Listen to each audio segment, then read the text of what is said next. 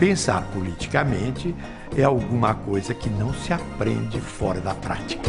A novidade. A transformação não é produto do avanço na esfera da consciência e também não é produto de uma elaboração espontânea da realidade. É preciso que a ação prática, transformadora, se encadeie a uma consciência teórica e prática que seja, num sentido ou no outro, dentro da ordem ou contra a ordem, revolucionária. Sem revolução educacional, não há os outros tipos de transformações.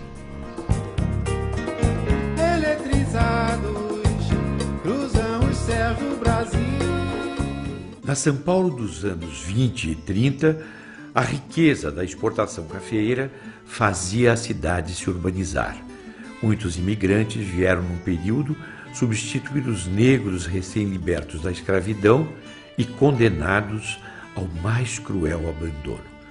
Foi o caso de Dona Maria Fernandes, uma camponesa analfabeta que veio com a família do Minho, em Portugal, para trabalhar nas fazendas de café. Quando sai do campo, Dona Maria vem ser empregada doméstica numa casa abastada de São Paulo e é lá que nasce Florestan Fernandes, seu filho, em 1920. Florestan dizia que iniciou sua aprendizagem aos 6 anos, quando precisou ganhar a vida como se fosse um adulto, mesmo antes de pisar na escola. Dizia que jamais teria sido o sociólogo no qual se converteu sem seu passado e sua socialização recebida nas duras lições de vida. Florestan é um destes filhos do povo brasileiro que jamais abandonou um firme compromisso com os seus, com os deserdados da terra, como ele costuma dizer. Florestan Fernandes foi um desses filhos do povo brasileiro que se recusou a aceitar os desígnios do destino e conseguiu ascender graças ao seu esforço, enfrentando as barreiras impostas pelas elites aos de baixo. O grande pensador e sociólogo foi menino pobre, engraxate, jovem garçom do Bar Bidu. Ele retornou à escola aos 17 anos para concluir sua formação. Florestan Fernandes dá nome a esta Universidade dos Trabalhadores. Aqui se formam militantes, simpatizantes e apoiadores do movimento social do Brasil e da América Latina. Aliás, a questão da educação é fundamental na obra deste pensador brasileiro, não é? A obra do Florestan e a atuação intelectual e política do Florestan, ela é muito rica, muito vasta, muito ampla, né? O Florestan Fernandes teve também na sua produção vasta, talvez alguns momentos diferenciados, né? E eu talvez possa dizer que conheço um pouco da obra do Florestan, especialmente a partir de um livro magistral do Florestan, talvez um dos mais importantes livros, junto com a Revolução Brasileira do Caio Prado Júnior, o livro Revolução Burguesa no Brasil do Florestan é emblemático. É um livro que desvenda a realidade brasileira e o faz, ainda que combinando aquela visão ampla que o Florestan tinha, muito ancorada nos clássicos, né? Weber, Durkheim, né? Mas a Revolução Burguesa é, em particular, um texto onde, no meu modo de lê-la, especialmente na sua segunda parte, uma forte influência que vai marcar muito a obra do Florestan a partir daí, dos anos 73, 74, né? Por todo o restante da sua produção, que é a influência marxista do Florestan. Florestan formou também uma geração, né, de intelectuais e militantes que não foram diretamente seus alunos, mas que foram muito influenciados pela sua obra. No que me diz respeito, Revolução Burguesa no Brasil, a ditadura em questão, classes sociais e dependência da América Latina, a dilemática reforma e revolução, o que é a América Latina, isso foi crucial para a nossa geração, e aí que eu penso que o Florestan teve, como intelectual e depois como militante no Partido dos Trabalhadores do PT, um papel muito importante. O Florestan tem uma produção ampla e vasta, não é? o negro na sociedade de classes, a questão indígena, o que mostra, por um lado, a sensibilidade que ele tinha desde cedo para pensar, digamos assim, o tema dos setores, né, chamados subalternos da sociedade, o negro, o indígena, aqueles setores que, digamos assim, a concepção elitista das ciências sociais, da sociologia, desprezava. Como filho de seu povo, Florestan coloca seu pensamento a serviço da mudança social. Ele procurou entender como ocorre a luta pelo poder, a luta pelo controle da mudança social e para onde essas lutas encaminham nossa sociedade. No Brasil, persiste um padrão de dominação de classe caracterizado pela intolerância da classe dominante que nunca permitiu que o povo entrasse na cena política. E Florestan chegou a uma fórmula: contra a intolerância dos ricos, a intransigência dos pobres. Ao analisar a história do nosso país, ele vai se dar conta de que a nossa história praticamente é a história de um só ator. Ou seja, a classe dominante, historicamente, mudou para não mudar. Ou seja, sempre procurou se manter nos espaços de poder. Desde os povos indígenas, os negros, depois os camponeses, os operários. Apesar de todas essas lutas, a classe dominante nunca permitiu que a classe trabalhadora, que os pobres, entrassem na história. Ao fazer essa análise, o Florestan percebe que a própria burguesia, que em outros países havia cumprido um papel no sentido de trazer transformações para a própria sociedade, que seriam basicamente essas mudanças democráticas de incorporação da população nos benefícios e nas conquistas do próprio desenvolvimento das forças produtivas, Florestan vai analisar que no Brasil a burguesia não concluiu, não realizou essas mudanças democráticas. E por isso se manteve uma sociedade extremamente fraturada entre, ele até chama isso de o apartheid social, né? Quer dizer, de um lado você tem um pequeno grupo, uma classe poderosa, que domina, que controla as mudanças, né? E por outro lado a grande parcela da população que sempre foi excluída. E por isso ele vai falar em duas revoluções. Ele vai falar na revolução dentro da ordem e a revolução contra a ordem. A revolução dentro da ordem compete agora à classe trabalhadora levar adiante, que vai se resumir ou significar um conjunto de medidas, de transformações que vai incorporar essa parcela do povo brasileiro que ficou excluído, vai ser incluída na sociedade. Então essa revolução dentro da ordem necessariamente tem a ver com a reforma agrária, tem a ver com a reforma urbana, tem a ver com a reforma educacional, onde ainda nós mantemos uma parcela significativa do povo brasileiro fora da escola. Ou seja, um conjunto de medidas que a princípio seriam mudanças que a própria burguesia poderia ter feito. Haja vista, por exemplo, que na maioria dos países desenvolvidos, a reforma agrária foi uma bandeira, apesar de ser uma luta dos camponeses, mas foi uma bandeira da própria burguesia, no sentido de desenvolver o próprio capitalismo. O que é a Revolução contra a Ordem? A Revolução contra a Ordem é um processo onde as classes trabalhadoras organizadas em luta consigam tomar o poder e construir uma sociedade diferente, que na concepção do Florestan, sem dúvida, é a sociedade socialista. Ainda nessa perspectiva, é importante também perceber a própria concepção de revolução que Florestan tem. Ao discutir o caráter da Revolução Brasileira, e era um debate que existia na época, se o caráter seria nacional, ou democrática, ou socialista, o Florestan tem uma concepção bastante genuína, no sentido de que, necessariamente, a Revolução Brasileira será uma revolução socialista. Mas isso será o desfecho, porque o ponto de partida vai ser a Revolução Democrática. E o que o Florestan entendia por Revolução Democrática?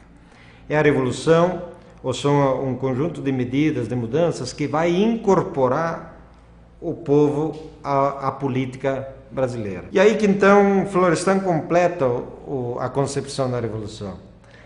Para que a revolução seja uma revolução democrática, consiga peitar o imperialismo, necessariamente, portanto, ela vai ter um desfecho socialista. Florestan dizia que não seguia o caminho comum entre os imigrantes. Segundo ele, a regra era aspirar à ascensão social e adotar as técnicas das classes dominantes. Mas ele foi fiel à sua classe de origem. Somente sua teimosa persistência ao estudo e sua garra na luta pela sobrevivência poderiam elevá-lo da infância miserável como menino de rua ao renomado sociólogo e ao reconhecido militante. O sofrimento fez seus princípios mais vigorosos. Crítico do capitalismo e socialista convicto e intransigente, para ele nenhuma luta popular estava vencida. Ele costumava brincar que debaixo do seu guarda-chuva cabiam muitos radicais. Eu convivi com o Florestan há muitos anos. Logo depois que eu cheguei do exílio no Brasil, nós já mantivemos contato e depois fomos do mesmo partido e nos elegemos na mesma legislatura. Fomos para a Constituinte e aí fomos companheiros o tempo inteiro, lado a lado. Ele tem uma frase muito bonita que ele diz assim: o revolucionário não pode deixar-se cooptar, deixar-se liquidar e deve trazer vitórias ao povo. Então, isso é o que, digamos, a conduta que está atrás dessa ideia de que a intransigência da burguesia é indispensável à intransigência da massa trabalhadora. Talvez o primeiro encontro mais orgânico e político que nós tivemos com ele foi durante a Constituinte. Como ele era deputado constituinte, nós fizemos várias mobilizações a Brasília, então nós sempre convidávamos ele para vir fazer saudações nos nossos acampamentos dos trabalhadores e o do Sem Terra em Brasília, e ele sempre veio. E houve um fato, para pegar mais os aspectos folclóricos, naquela época nós estávamos em ascenso de massa e a militância muito radicalizada, né, no meio da Constituinte.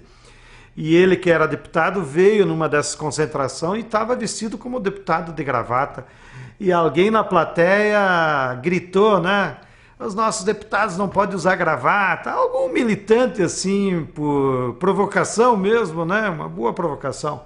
E ele não se envergonhou e imediatamente disse: não é por isso, companheiro, se é a gravata que te importuna, tirou a gravata e jogou para ele, né? Então aquilo demonstrou também que, apesar dele ser um grande intelectual, rígido, disciplinado, que todos nós tínhamos uma referência científica muito grande, mas ele tinha também essa paixão que, quando se envolvia com as massas e com os trabalhadores, também tinha uma empatia muito grande. Ele reconhecia quem era a classe dele, né? E foi ele que também, durante todo o tempo, insistiu com a tese fundamental de que a classe trabalhadora brasileira precisa ter as suas formas de organização própria, autônomas de governos, autônomas do Estado. Existem duas barreiras na sociedade brasileira que são muito fortes. Que o homem branco vence quando ele consegue uma oportunidade de se escolarizar, de se profissionalizar, de subir socialmente. Já o negro tem a barreira social e a barreira racial. Ele tem duas barreiras a enfrentar e a vencer. Por isso que classe e raça são tão interdependentes. E depois do negro conseguir êxito na profissão, ele ainda precisa lutar por sua autoafirmação como pessoa. Foram, por exemplo, os homens de classe média, as mulheres de classe média negra, que descobriram as manifestações mais chocantes do preconceito e da discriminação. A pesquisa sobre racismo reapresentou esse mundo que era o seu passado, mas agora com o desafio de explicar esse mundo, né? E a maneira como o Florestan explica esse mundo onde a abolição, para ele, não significou a libertação, não significou a constituição de uma sociedade democrática, mas, ao contrário, a preservação de dois mundos cindidos. Para o meu pai, o que importa especialmente na discriminação é o seu grande efeito, que é de um povo desorganizado e que se aceita como inferior. Florestan é alguém que diz que a gente precisa lutar sempre, mas não se deixar esmagar, não se deixar cooptar. Mas isso não é o que ele diz para a gente fazer. Ele é o exemplo disso, né, desta coerência de luta, de vida, que penso que nós precisamos, então, agora, conhecer, né, todo esse conhecimento que ele acumulou. Nós precisamos, então, esse legado que ele deixou, a gente precisa, de fato, estudar, se aprofundar e se apropriar. Nós precisamos nos apropriar deste legado, deste conhecimento que o Florestan, em sua vida, fez. Ele conseguiu, então, nas suas análises e pesquisas, analisar a realidade brasileira com o método do Marx para servir de instrumento para a classe trabalhadora brasileira entender a realidade brasileira, entender a luta de classes, conhecer quem eram os inimigos, entender como se comportava a burguesia brasileira. Florestan foi o fundador da sociologia crítica brasileira. Eu diria que, fundamentalmente, ele se apropria da obra de Durkheim, do pensamento de Durkheim, e se apropria do pensamento de Weber, sem prejuízo de outras leituras, de outras influências. Num segundo momento, que é demarcado por uma transição entre 65 e o princípio dos anos 70, não é? Florestan reatualiza a dimensão da influência de Marx no seu pensamento. Eu diria que Florestan tenta dar à sociologia, nesse momento, um estatuto científico-acadêmico e recorre àquilo que vai ser uma característica do conjunto da sua obra, não é? Que é o rigor teórico. Rigor teórico que convive, e quem o disse bem foi na semana em homenagem ao professor Florestan, realizada nos anos 80 em Marília, foi Gabriel Kuhn, quando ele falava num ecletismo bem temperado. Eu diria que há traços ecléticos no Florestan desse período, derivados de um enorme esforço, insisto, para dar densidade, substância e estatuto acadêmico-científico à sociologia. A esfinge que desafiou Florestan sempre foi a esfinge que faz a pergunta: o que é o Brasil? O decifra-me ou devora-te? E não por acaso, quando todo o seu potencial criativo, liberado quando ele deixa compulsória e arbitrariamente, em função da ditadura, os limites da vida acadêmica, quando ele se torna abertamente marxista, abertamente, explicitamente, expressamente, navegando na contracorrente, enfrentando ventos e marés. Eu diria que ali Florestan finca uma coluna que não é apenas absolutamente indispensável para a compreensão lúcida do nosso passado, mas que se põe também lançando uma luz prospectiva e projetiva para o futuro desse país. O que eu quero dizer com isso é que Florestan está muito além dos limites se ele for um sociólogo ou não. Florestan nos apresenta uma teoria da formação social brasileira. O professor Florestan criou um estilo de pensar o Brasil, não é? Que ele compartilhou, que ele transferiu a vários pensadores que passaram pelo seu magistério. Não é? Ele vai dar aula, né, se dedica à pesquisa, né, e acha que é necessário transformar as ciências sociais numa ciência mesmo, né? Quer dizer, ser vista como ciência, né? Segundo o consenso geral da antropologia, era impossível estudar a organização social dos Tupinambá. que é uma tribo extinta desde o século XVII, né? Nós temos apenas os relatos dos cronistas. Florestan Fernandes estudou, aos 26, 27 anos, escreveu um livro monumental, que é um clássico da antropologia, A Organização Social dos Tupinambá. Ele lê os livros em alemão, lê o Capital do Karl Marx em alemão, lê em francês, em inglês. E eu lembro quando eu era criança que eu dormia, muitas vezes dormi, ouvindo a máquina de escrever dele, porque ele voltava da faculdade, ia para a biblioteca, que era perto do quarto onde eu dormia, e ele às vezes passava a noite, ou uma boa parte da noite, escrevendo, né? E mesmo para viver, ele tinha que fazer isso, porque o dinheiro que ele tinha como professor não dava para pagar o sustento da casa. Ele teve 6 filhos. Ele e Antônio Cândido eram sapos de redação. Era muito comum naquela época jovens, intelectuais, frequentarem as redações do jornal.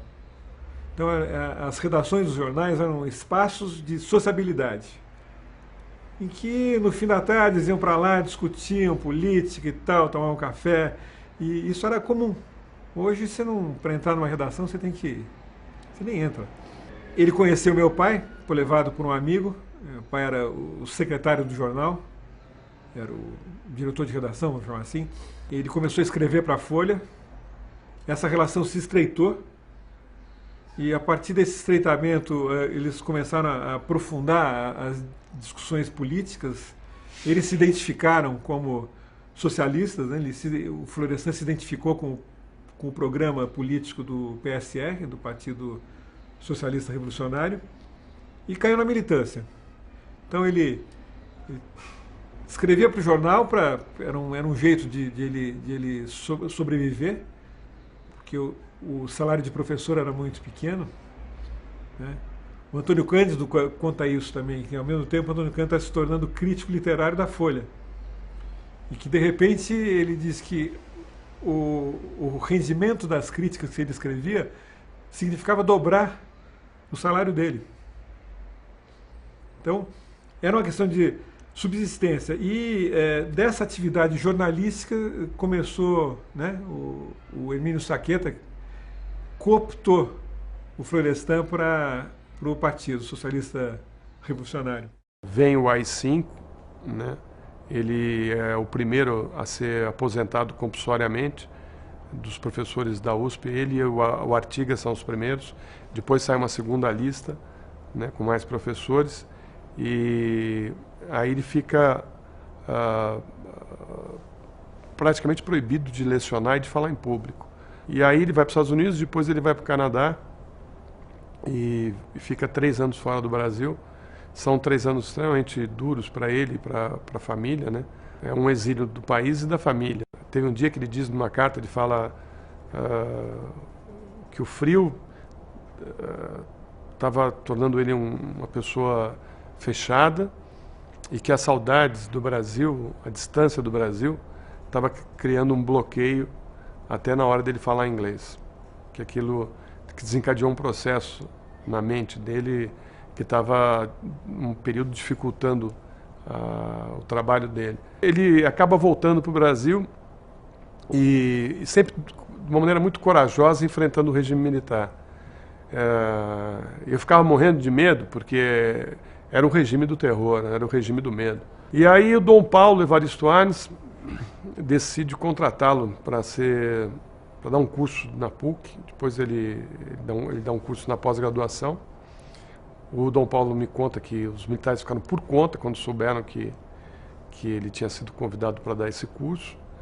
E aí eu vejo meu pai meio que renascer ali. Um dia, acho que foi o Zé Disseu, falou: olha, o Lula quer conversar com seu pai. E era um ano que eles iam lançar os candidatos para a Assembleia Nacional Constituinte. E aí eu cheguei em casa e falei: olha, pai, eu tenho um recado do Lula, ele quer conversar com você. E aí meu pai topou, pulou para marcar um encontro que ele iria. Aí eu fui com ele nesse dia, levei ele para esse encontro com o Lula. E aí o Lula fala para ele da importância dele, não só de estar no PT, um partido que era uma novidade, que era ligado à classe trabalhadora, que tinha uma posição de esquerda, mas muito em função do que ele poderia contribuir dentro de uma Assembleia Nacional Constituinte, que era importante como referência ter um intelectual como Florestan na bancada do PT, articulando propostas e projetos para a área de educação. Ele estava com uma cirrose. Então, assim, ele não sabia quanto tempo de vida ele ia ter. E eu vi meu pai rejuvenescer ali. Ele renasceu ali. De repente, começou a surgir comitê de campanha em vários lugares. E foi um momento tão bonito, sim, na vida dele, na minha vida. A partir da Constituinte e por 2 mandatos consecutivos, Florestan Fernandes foi deputado federal pelo Partido dos Trabalhadores. Lá, se destacou no encaminhamento e no apoio às lutas populares e democráticas em geral, mas suas contribuições mais significativas se situaram, além da educação pública, nas questões dos negros e dos povos indígenas. Ao se afastar da função de docente na universidade, Florestan Fernandes ampliou ainda mais a capacidade de irradiação de seu pensamento. Passou a atuar mais como publicista e político. Tornou-se colaborador frequente de importantes jornais de circulação nacional, como a Folha de São Paulo e o Jornal do Brasil. Seus artigos conjugam sempre horizonte político transformador e inconformista com reflexão e análise crítica. Assim, ele construiu uma tribuna de divulgação da sua interpretação da sociedade brasileira e do tipo de república que sonhava para o Brasil. Ele não só passou 4 anos de luta, como foi reeleito, mas mais 4, e queriam que ele fosse reeleito, aí ele não quis. Quer dizer, portanto, ele é um homem capaz de desenvolver uma combatividade e uma luta com a saúde combalida, escrevendo, produzindo, lutando, indo a congresso, pegando gente a unha se fosse preciso. Queriam que ele se candidatasse mais uma vez, mas a doença chegou, né? Daí não tinha mais jeito, ele já estava bem debilitado. O Fernando Henrique, naquela época, estava muito preocupado e um dia sugeriu para ele se tratar nos Estados Unidos, que ele teria condições de ser tratado lá nos Estados Unidos, mesmo porque não só ele era deputado federal, mas ele tinha uma ordem, não sei qual ordem, não sei se era a ordem do Rio Branco, ele teria um tratamento VIP nos Estados Unidos. E meu pai se negou aí, e sempre com aquela postura, né, dele, de que não, que ele tinha que ser atendido no Brasil, por médicos brasileiros, e aí ele vai ser tratado lá pelo Silvano Raia, que propõe um transplante que não deu certo e que teve complicações que poderiam ter sido evitadas e não foram. E acabou não dando certo, ele morreu em 95. Ele sempre assumiu o ponto de vista dos dominados, dos excluídos, dos humilhados. E ao fazer isso, ele pode exercer a fundo o que norteava o trabalho dele, que é a transformação da sociedade. Ele entende que uma sociedade ela não se transforma profundamente quando ela não dispõe do conhecimento das relações que a organizam. Para poder transformar a sociedade capitalista, para poder transformar profundamente a sociedade burguesa, é preciso conhecer profundamente as relações que estruturam e abrem as perspectivas de transformação da dominação burguesa. Ele passa a pensar o Brasil dentro de um conjunto que, na época, o que era comum era pensar como subdesenvolvido, quer dizer, apenas menos desenvolvido do que aqueles que já se desenvolveram, como aqueles que teriam perdido o momento histórico de conseguir acompanhar a mesma coisa, como se a história se repetisse num outro momento. E aí ele vai dizer que não, ele vai dizer que há uma forma específica do desenvolvimento capitalista que é criar desigualdade e integrar desigualmente de forma subordinária e dependente. Para pensar o Brasil, você vai pensar o Brasil dentro de um conjunto de outras regiões que também foram incorporadas, algumas na mesma época, outras em épocas diferentes, com variações de forma, mas que foram incorporadas à expansão do capital de forma subordinada e de forma dependente. Florestan entende que o que ocorre no capitalismo dependente é que essas formas subordinadas e dependentes de integração à expansão mundial do capital são possibilitadas pelas burguesias locais, com o apoio de setores médios que vão fornecer instrumentos importantes para esse processo. Mas o fundamental é isso, quer dizer, a dominação é uma dominação externa que se conjuga por uma dominação interna e, na verdade, ela se opera não sobre o país, mas são burguesias, no plano internacional e no plano nacional, que exercem a exploração e a expropriação sobre o trabalho e a massa da população local. A ciência que Florestan Fernandes praticava era assumida como eticamente responsável e socialmente comprometida. Para ele, ciência e ordem social iníqua eram incompatíveis. Nesta perspectiva, ser cientista era para ele uma forma de atividade militante, engajada, voltada para a transformação social através da ótica dos dominados. Como intelectual orgânico e revolucionário, Florestan engajou-se na campanha em defesa da escola pública ainda nos anos 60. Percorreu o Brasil de norte a sul numa pregação que denunciava o descaso da sociedade com a democratização da educação. Florestan chamou a atenção para os graves problemas educacionais do Brasil e defendeu teses inovadoras que visavam forçar o Estado a assumir a tarefa de promover e universalizar a educação pública de qualidade. O forte dele é ser um grande sociólogo, fora a história de vida dele, que é maravilhosa, ser um grande sociólogo. Segundo, o cuidado que ele se debruça sobre a educação, vendo-a como um fato social, interpretando como fato social e valorizando nisso a escola pública. Uma pedagogia da transformação social deve levar em conta essas duas dimensões, né? A ciência, enquanto a escola é um instrumento de universalização do projeto científico, da racionalidade científica, mas ao mesmo tempo é o lugar de formação do cidadão. Então, uma educação preferencialmente, não obrigatoriamente pública, ela deve levar, né, ela deve ter esses dois pêndulos, ela deve ter esses dois lados. Né, investimento na concepção científica e investimento também na questão da formação para a cidadania. E o professor, o educador, tem que cumprir esse duplo papel, porque senão, se você prioriza, né, a questão da ciência, ou prioriza a questão da militância, a educação ela vai ficar, vamos dizer, desequilibrada. O projeto educacional ficará desequilibrado. Por quê? Porque é preciso fundir essas duas coisas para que a sociedade possa avançar. E é claro, nisso a gente tem um objetivo, ou seja, quem são os atores desse processo de transformação social? Obviamente as classes mais desfavorecidas. Né? As classes mais desfavorecidas precisam ter acesso tanto aquilo que a humanidade tem como acumulado de conhecimento, isso principalmente no campo científico, e também aos direitos da cidadania. Se nós conseguirmos, é o que eu vejo na concepção de educação de Florestan, abarcar essas duas pontes, nós teríamos condições, aí sim, de entrar de um processo de desenvolvimento social no Brasil mais qualificado, mais digno, do que seria uma sociedade mais igualitária.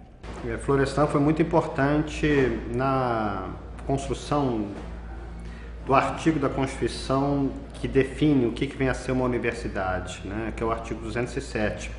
O protagonismo do Florestan foi muito importante para nós conseguirmos escrever isso na Constituição. Basicamente, o artigo 207 está afirmando que as universidades gozam de autonomia, ou seja, constitucionalmente as universidades são entes autônomos, né? E particularmente essa autonomia deveria se dar frente aos credos religiosos, aos governos, de modo que a universidade pudesse ser um espaço de liberdade limitada, ter suas próprias regras, suas próprias leis, seu próprio governo. Então seria a universidade, na Constituição, definida como uma instituição muito sui generis. Por exemplo, na questão ambiental, quem pode fazer uma prospecção, digamos, mais isenta sobre o futuro da água no Brasil? Certamente não são os pesquisadores financiados pelas indústrias de celulose, né? Certamente nós não vamos ter também a perspectiva de um cenário do que vem a ser a educação brasileira pela Fundação Roberto Marinho ou pela Fundação Carlos Chagas ou pela Itaú Social. Nós precisamos ter um espaço público para fazer projeções sobre o futuro, né? E a universidade cada vez tem menos margem de manobra para fazer isso, porque os determinantes do capitalismo dependente, da heteronomia cultural, já estudados por Florestan em 68, seguem presentes nos dias de hoje, também sufocando o pensamento crítico das universidades. Começou a pesquisa sociológica dele, que está trabalhando com os Tupinambá. Depois ele mergulha na questão do negro. E depois ele vai para a discussão do Estado mesmo. E do Estado ele vai para a discussão da Revolução. Então ele amplia essa radicalidade dele. Todo mundo sabia o que o Florestan pensava, ele não transigia, não abria mão desses princípios. É interessante lembrar a primeira campanha dele, que para deputado constituinte. E essa campanha foi tocada por um grupo muito pequeno. Eu fiz parte desse grupo, eu vivi esse cotidiano sem dinheiro, sem experiência de fazer campanha. O que a gente tinha? Tinha o nome do Florestan. Era uma bandeira, assim. Uma das palavras de ordem da campanha era: contra as ideias da força, a força das ideias. O nosso comitê era frequentado, assim, havia adesões de correntes de esquerda de todas as origens possíveis. E às vezes dava encrenca, porque as correntes eram divergentes. Aí vinha o Florestan com aquela sabedoria, aquela doçura dele, e dizia: vamos parar com isso. Debaixo do meu guarda-chuva cabem todos os radicais. Então você tinha grupo trotskista discutindo com prestistas, comunistas, tinha de tudo ali, né? Nucleados, né, pelo Florestan. Acaba o primeiro mandato, vem a discussão, ele concorre de novo ou não? Ele estava mais frágil, são 4 anos, uma cirrose avançando, né? Aí ele decide sair candidato novamente. Mais de uma vez o Florestan falou que o grande aprendizado assim, do cientista social, cientista político, foi ver o Brasil a partir do Congresso. Entender aquilo em loco, né? Todos aqueles blocos, os interesses, os lobbies, aquele dia a dia foi muito rico. Ele gostava de ser deputado. Vim aqui para aprender e não devo negar, aprendi. Conheço melhor a sociedade brasileira hoje do que conhecia no passado e saio muito orgulhoso que, acima das diferenças de partidos, todos os colegas aqui me aplaudiram, me dando uma lição, não só de solidariedade, mas também de humildade. Depois eu vivi a pós-morte do Florestan e fui investigar esse transplante, fui investigar a literatura, né, especializada. Nunca um transplante seria indicado para um paciente com aquela idade e com aquele estado, né, de fragilidade, né? Mas foi feito o transplante, os docentes da Faculdade de Medicina foram poupados, a questão nem chegou a ser discutida na congregação. A discussão foi arquivada. E um erro médico, porque isso é um erro médico, né, acabou caindo nas costas de uma enfermeira. Mulher e negra. E pobre. que pagou a conta. Ela foi condenada por homicídio culposo por negligência.